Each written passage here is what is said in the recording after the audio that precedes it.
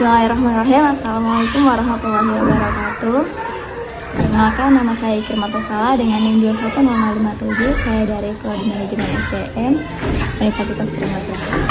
Yang saya hormati Ibu Adisya Maya Andala SPD MM selaku dosen pengampu audit SDM dan teman-teman sekalian yang saya banggakan.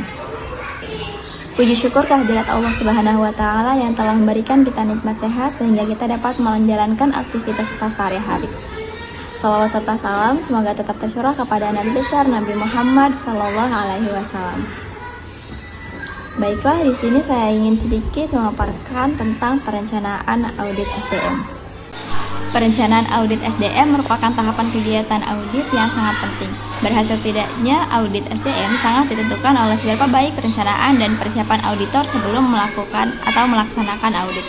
Nah, perencanaan yang baik akan membantu auditor untuk mengendalikan proses audit sehingga bisa berjalan dengan lancar, efisien, dan efektif.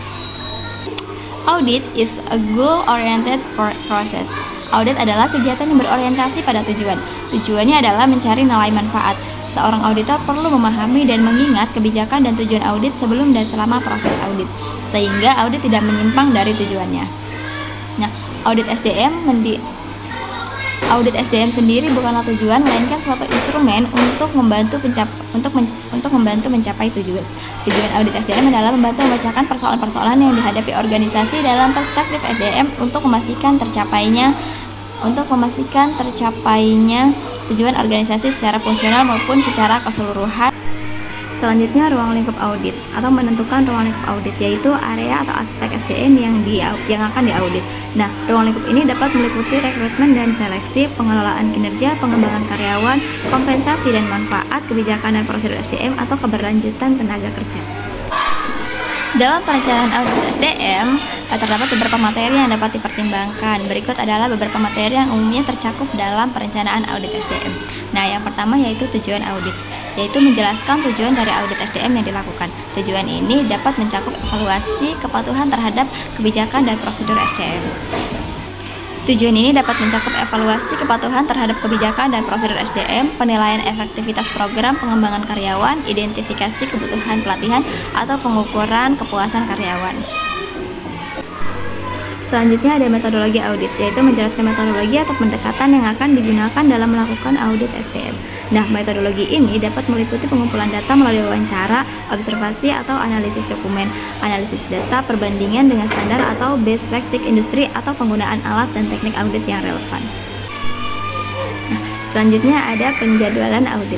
Nah, itu menentukan jadwal pelaksanaan audit di SDM, termasuk waktu mulai dan selesai, serta jadwal kegiatan yang terkait seperti wawancara dengan karyawan atau pengumpulan data. Selanjutnya ada tim audit, yaitu menentukan anggota tim audit yang akan terlibat dalam pelaksanaan audit SDM. Nah, tim ini dapat terdiri dari auditor internal, eksternal, atau kombinasi dari keduanya. Nah, setiap anggota tim audit harus memiliki keahlian dan pengetahuan yang relevan dalam bidang SDM. Selanjutnya ada sumber daya. Nah, menentukan sumber daya yang diperlukan untuk melaksanakan audit SDM seperti anggaran, peralatan, akses ke data dan informasi, serta dukungan dari manajemen atau pihak terkait. Selanjutnya ada pelaporan hasil. Nah, selanjutnya ada pelaporan hasil, yaitu menjelaskan format dan konten laporan hasil audit SDM. Nah, laporan ini harus mencakup temuan, rekomendasi perbaikan, tindakan yang diusulkan, dan jadwal implementasi. Laporan ini juga harus disampaikan kepada pihak yang berkepentingan seperti manajemen senior atau departemen terkait. Nah, selanjutnya ada tindak lanjut, yaitu menentukan tindak lanjut yang akan dilakukan setelah audit SDM selesai. Tindak lanjut ini dapat berupa implementasi rekomendasi perbaikan, pemantauan, dan evaluasi pelaksanaan tindakan perbaikan atau perencanaan audit berikutnya. Mungkin itu saja yang dapat saya sampaikan, kurang lebihnya mohon maaf. Wassalamualaikum warahmatullahi wabarakatuh.